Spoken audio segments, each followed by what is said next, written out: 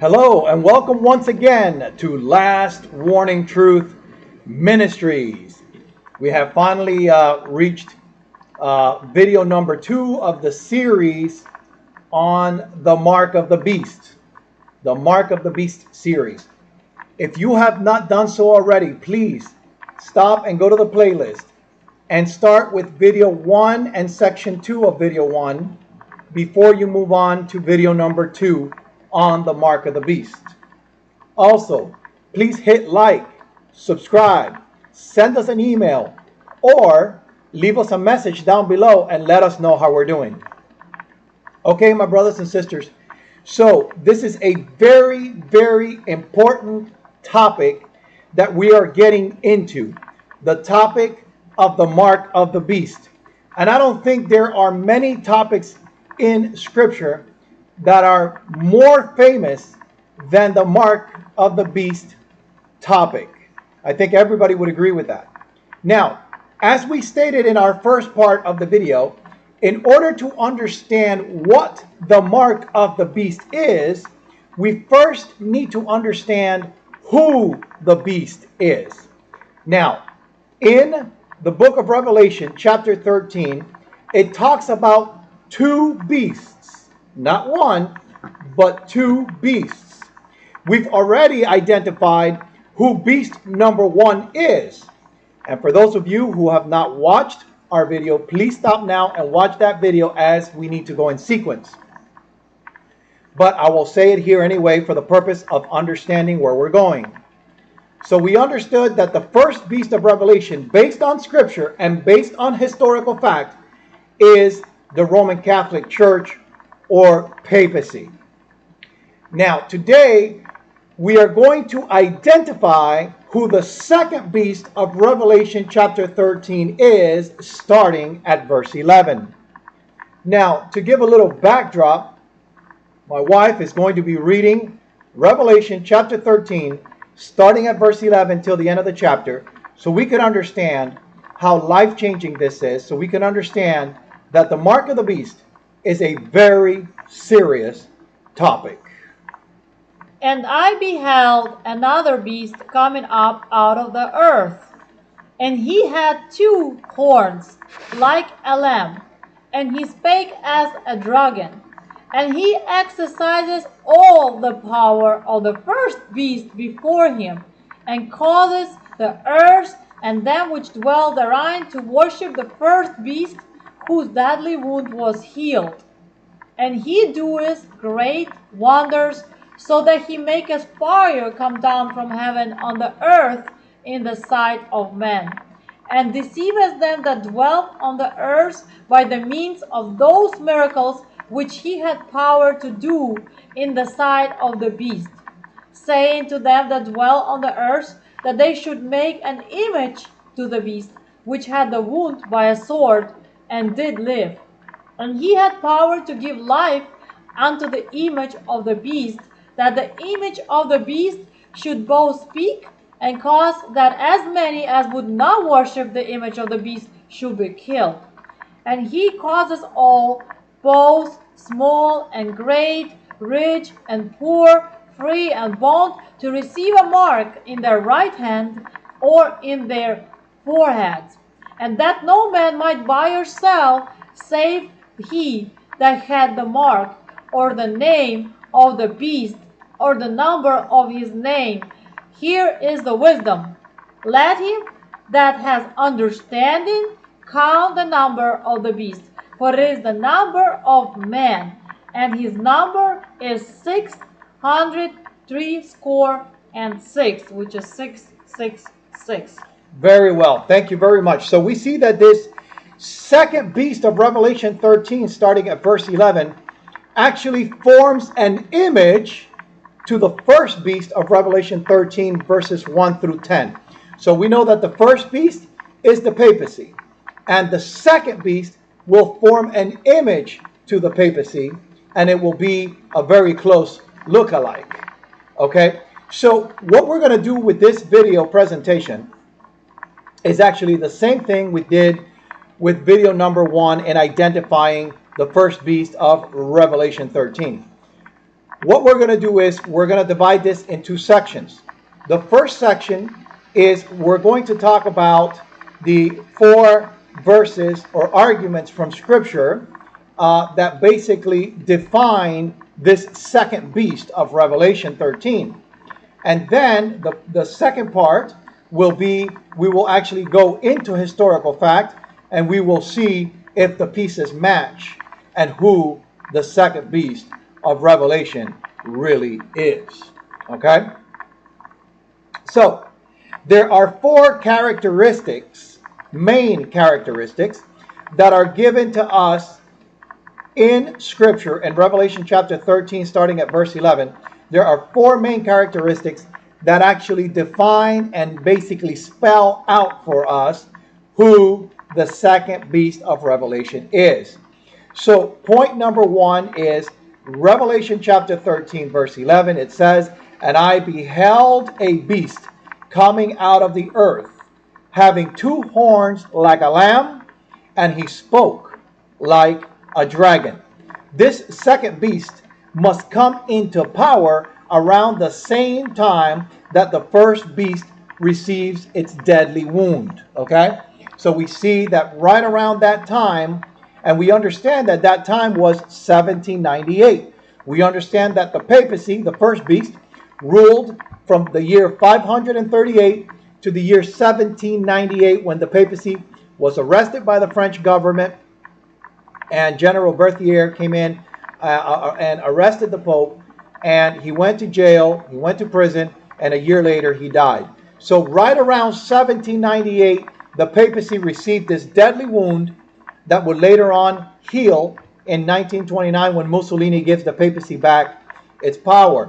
However, we need to understand that this second beast of Revelation 13 comes into power right around the time that the first beast is receiving its deadly wound. Okay? Very important. I just want to read a little tiny, like a historical fact about it, about the Pope being taken, you know. In 1798, Pope Pius VI was arrested and taken prisoner by French troops. On February 15, 1798, French General Louis-Alexandre Berthier captured the Pope in the Sistine Chapel while he was celebrating the 23rd anniversary of his coronation. The Pope was taken to southern France and imprisoned in the fortress of city of Valence. The Pope was arrested after refusing to give up his temporal power over Rome and the Papal States.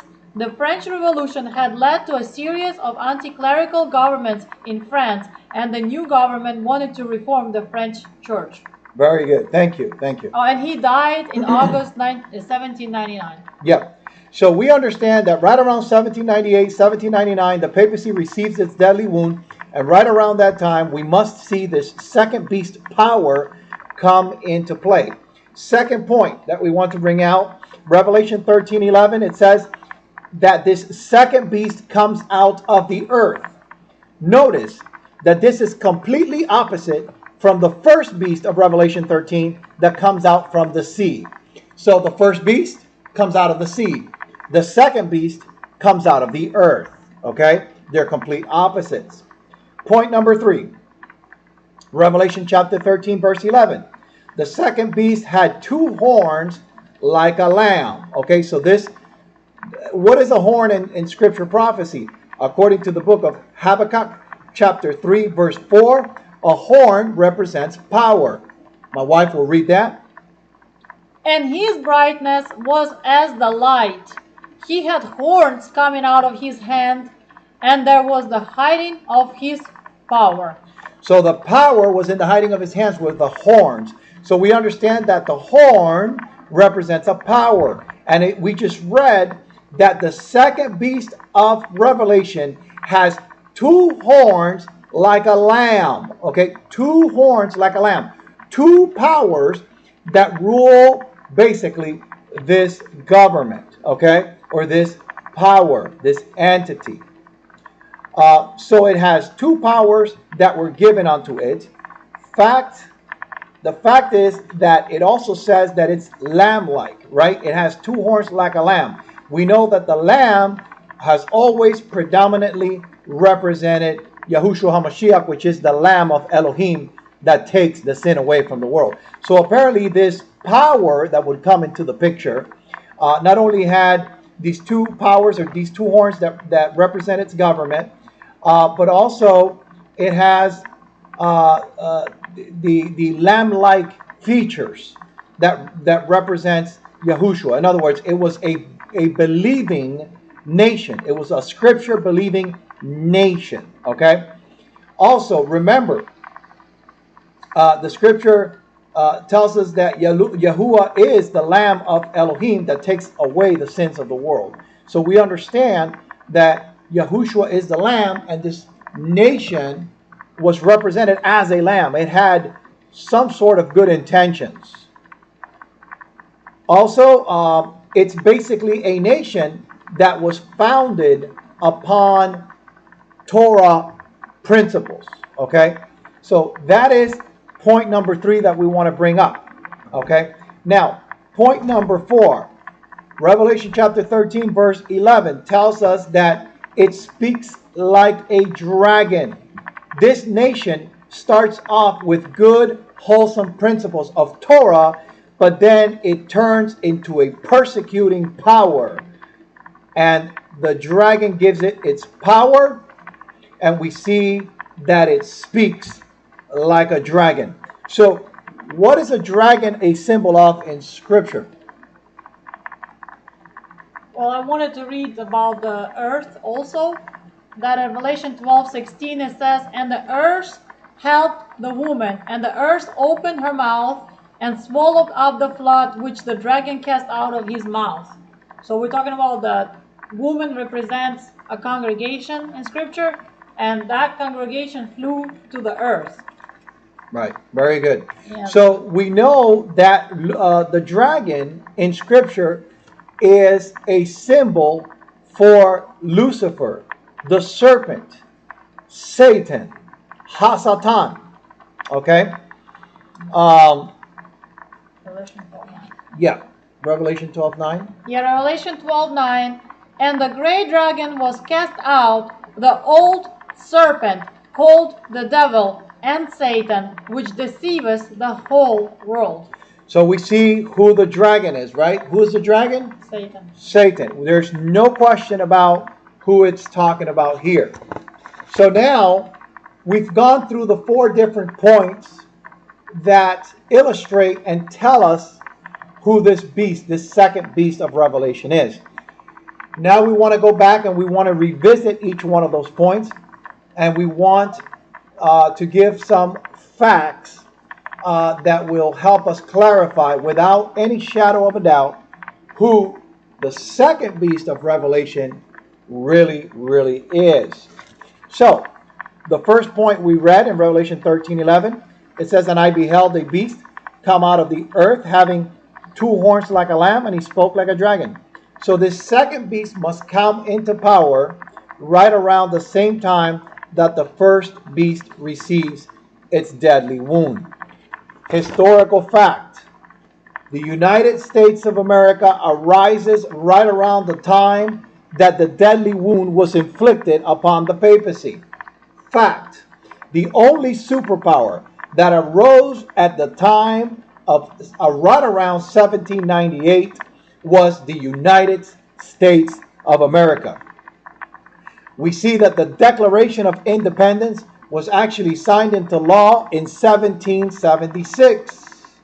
The American Revolution lasted from 1775 to 1783, and the federal government was established in 1787. So right around the 1798 period that the papacy was receiving its deadly wound, we see the second beast of Revelation arising from the earth. Second point, which is just that, Revelation chapter 13 verse 11. It says that the second beast of Revelation comes out of the earth. We mentioned that that was in complete opposition to the first beast that comes out of the waters, of many waters. So, we learned in video number 1 that coming out of the waters was coming out of, in other words, the first beast of Revelation comes out of many multitudes, languages, tongues, and people. And we see that the first beast, or the papacy, Rome, is actually in the old world. It is surrounded by nations, and it is part of this, sea of people. Okay, that's why it's called the Holy See. It's a whole sea of people, different nations, tongues, and just different people that live there. Now, the second beast of Revelation is the total opposite. It doesn't come out of the many waters. It doesn't come out of a highly populated area. It says it comes out of the earth. What's interesting to note, and it's a fact, is the United States of America comes into power in a very sparsely populated place. As a matter of fact, the people and historians call it the New World. It's the New World because it was a sparsely populated area. This is a historical fact. I just want to read again, because every time we say something, we want to read it to you so you can see that we just didn't take it from somewhere. That the Vatican City is a territory where the Holy See operates, and the Pope is the ruler of both.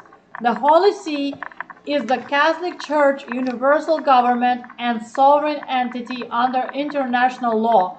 The Pope is the leader of the Holy See and the Bishop of Rome, and the Holy See authority extends to Catholic worldwide. Vatican City is a sovereign, independent territory that was established in 1929 to provide a territorial basis for the Holy See. Vatican City is the world's smallest state with an area of 0.44 square kilometers, and the Vatican from the Latin language means a snake, a serpent. Very well. Thank you. Thank you. So now we're going to go to point number 3. And point number 3, we were talking about Revelation 13:11. It says that the second beast had 2 horns like a lamb. And we found out that horns is power. So this government had 2 powers that govern it. Yes. Are you done? No. So it had 2 horns that govern it. So the United States actually has 2 horns or 2 powers that are separated. It's called, or people call it, church and state, separation of church and state. These 2 entities remain separated opposite to the papacy. The papacy had its church and state together, right? And they were able to persecute Elohim's people and make religious laws. The United States of America has a separation of congregation and state. Therefore, through its constitution, it guarantees freedom, religious freedom, so that the people do not have to worship anyone if they don't want to, or they don't have to worship a certain way according to the government. That is a historical fact that the lamb-like nation represented a believing nation that had separation of congregation and state. The United States is a republic, not a democracy. A lot of people think that the United States is a democracy, but it is not. A democracy is mob rule, where 51% of the population command and tell the other 49% what to do. That is a democracy. The United States is not a democracy. The United States was founded as a republic, and that's why the national anthem says, "In due republic, for which it stands, one nation under Elohim." So this is very, very important for us to understand. This lamb-like beast that had 2 horns had its separation of congregation and state, and gave or provided a religious refuge of freedom for those who would come in to the nation. The United States was also a kingdom without a king. it was also a Protestant nation with no pope. Very important. This was and is the history of the United States of America. The separation of a church and state in the United States is a concept that protects the freedom of religion by preventing the government from establishing a religion or favoring one religion over another. The First Amendment of the United States Constitution is a cornerstone of the principle, with two provisions that are relevant to religion: the Establishment Clause and the Free Exercise Clause. Establishment Clause prohibits the government from establishing a religion or favoring one religion over another.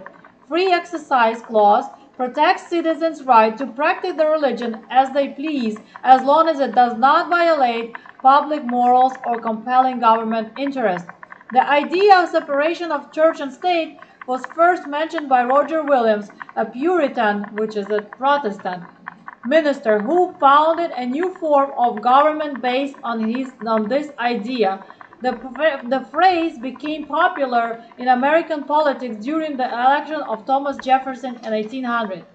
And actually, now we can see how many states, if you go right now, people actually trying to provoke everybody to stand up to bring the church back to the state.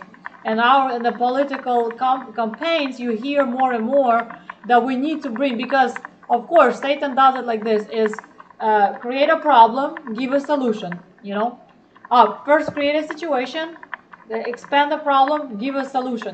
So they created a situation when we have complete disaster going on in the country.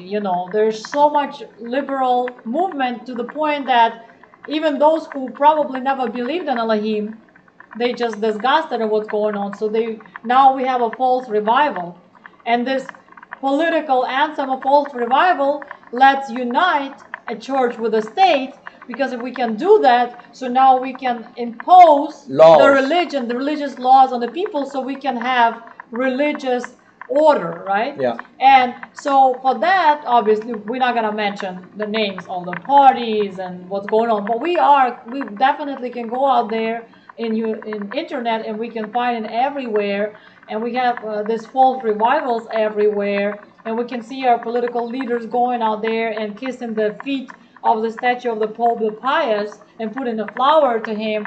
And more, if you watch them, taking pictures, photos out there, behind them, you always see those people wearing black robes, which are known as Catholics. And many times you can identify them by wearing the cross, and they have this white thing here and the collar, or the way they move. And even you can actually read many of the politicians, they belong to the Jesuit order, so you can actually know. And to get it further, it was established, I think, in 2023, which is called the Project 2025, which includes this like a push, like a forced political agenda to accomplish in a short term plenty of different political changes, including putting the church and state together. Right. And it's actually a Republican, like a document which has about, 400 pages, if I'm not mistaken, that has many different things, but one of them, the most prominent one, is to bring the church and state together. Yes. Okay, very good. Thank you. So now we're going to go to point number 4. Revelation chapter 13, verse 11 tells us that it speaks like a dragon. So how does a nation speak? A nation speaks through its legislation. It speaks through its laws. So it tells us that one day this nation, the United States of America, would legislate laws like a dragon. What is a dragon? Satan. It is satanic laws of persecution, to the point that you will not be able to buy and sell if you do not adhere or agree to the voice that speaks like a dragon, these laws that are coming. This nation would start off as a good, wholesome nation with good principles, and then it will turn into a persecuting power. This dragon is Satan and Lucifer, as we said before. The saddest part is that one day this nation will speak like a dragon. It starts off like a lamb-like nation, as we said, but it becomes a persecuting power. The Constitution that had guaranteed the liberty of conscience, that says that no law should be made regarding religion, will be abolished or changed in order to bring about the new order of things. And we will make an image to the first beast, which is the papacy, which is now gaining ground as never before. I am going to quote this quote from Alex Jones. He says, "The United States has already begun to trample on its own constitution. We no longer have freedom of speech." And we know that even Alex Jones, even though he's an agent of the controlled opposition, but we see how just several years ago, even he came under attack. He came under attack, and they took down his program for a certain time because of the things he was saying. Nowadays, you go on, you got to be careful what you say on Facebook or many platforms like YouTube. You have to be very careful because you're being censored. Censorship has become the norm. You cannot even say FLATEARTH anymore, because if not, they will put a small little banner on the bottom of your video. So, freedom of speech is a thing of the past in the United States, my brothers and sisters. It's also uniting the congregation and state through the 501c3 status, where all believing-based organizations must have a 501c3 in order to be exempt. And through this, they become government entities. The Patriot Act, Part 1 and 2, the Department of Homeland Security, and so much more, my brothers and sisters, are eroding our constitutional rights, and they are being replaced by oppressive laws as the nation continues in its downward track to hell. The last 4 presidents have done leaps and bounds to unify the two, congregation and states. There are hundreds of quotes out there that you can read by presidents. They've made, for example, the National Day of Prayer, signed into law by Donald Trump, which actually guarantees a day of prayer by law from the government. The Paris Agreement, Laudato Si, and so much more. Not to mention that we are calling good evil in this country, and we are calling evil good. We can talk about the legalization of marijuana smoking, and we're not talking about marijuana from the perspective of manufacturer. Marijuana is really good for medicine, for clothes, for many things. However, they're legalizing it to smoke, and we know we're not supposed to be smoking, but we're calling evil good and good evil. The gay movement and the same-sex marriages, this has now become part of the norm, and you got to be careful not to speak against it, because you will be banned from platforms. Again, we're calling good evil, and we're calling evil good. Not to mention forced vaccinations. During the COVID era, people would get thrown out of their jobs if they were reluctant to take the medicine. We see that throughout the years, many people have discovered thousands upon hundreds of thousands of coffins that FEMA has stored away in many locations. FEMA camps, guillotines. My wife was just telling me recently about Well, I read this fact about a few years ago about America purchasing more than 1,000 guillotines in past. But right now, actually, brother, sister, I'm trying to go find this information, and I think it's getting removed, obviously. So, but if you want to go out there, you can maybe still find it somewhere.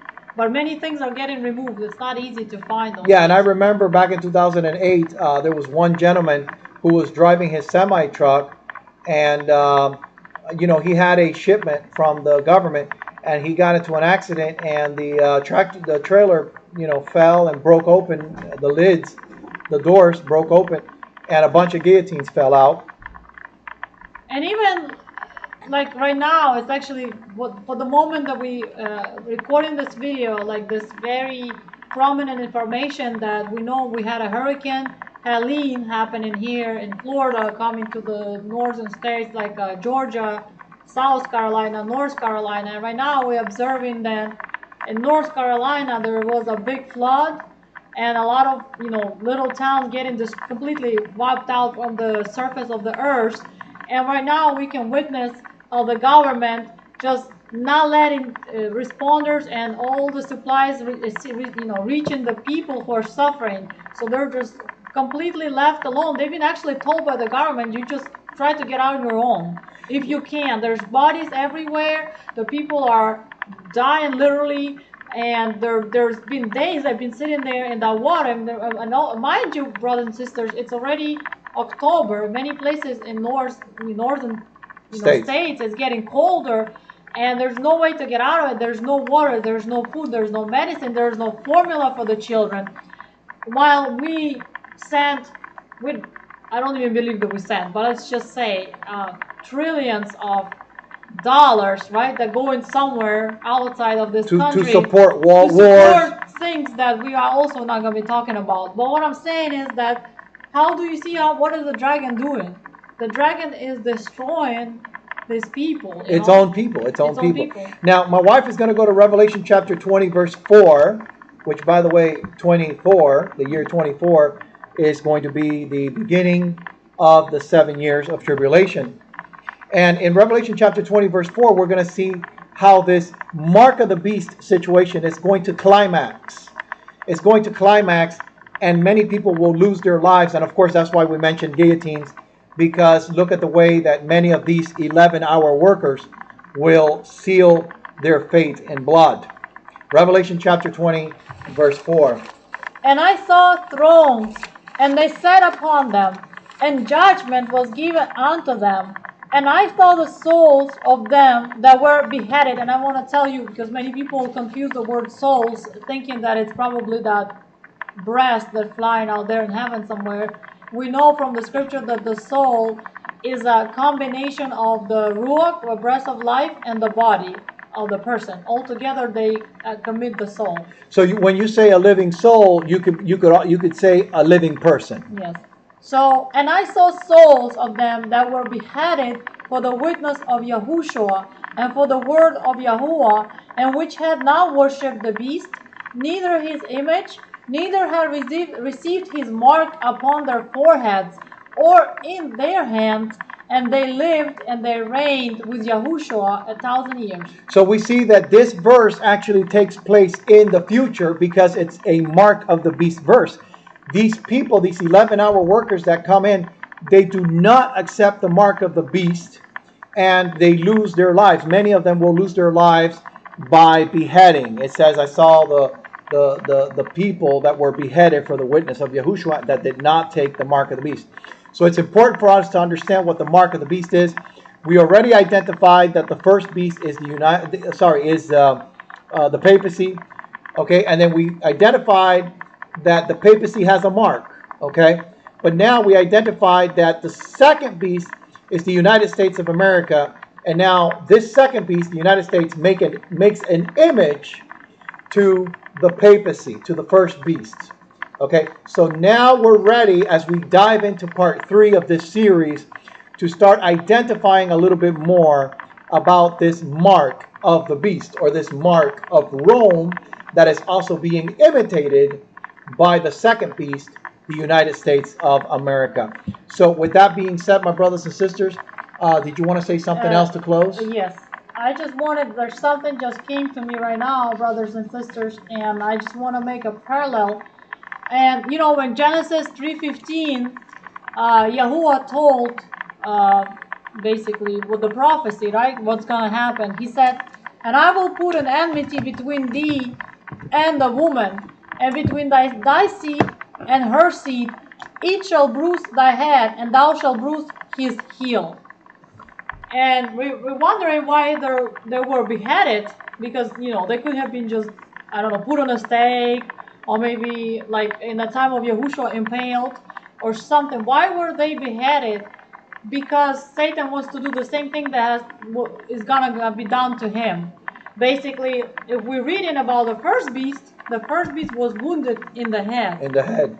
So Satan wants to do the same thing to Yahuwah's people. He wants to take the head. And you just read it that the woman crushes his head. So Satan is, again, he's a copycat. He's such a dummy, I'm sorry, that he cannot come with anything else.